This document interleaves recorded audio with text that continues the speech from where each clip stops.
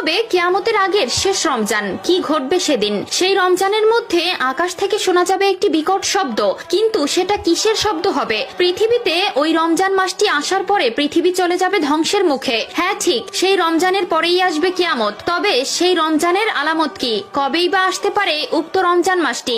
গবেষকরা কিভাবে নিশ্চিত হবে যে এটাই শেষ রমজান? প্রিয় দর্শক, আপনি একজন মুসলিম হলে ভিডিওটাকে কখনোই এড়িয়ে যাবেন না এবং ছড়িয়ে দিবেন সকল মুসলিম ভাই ও বোনদের মধ্যে।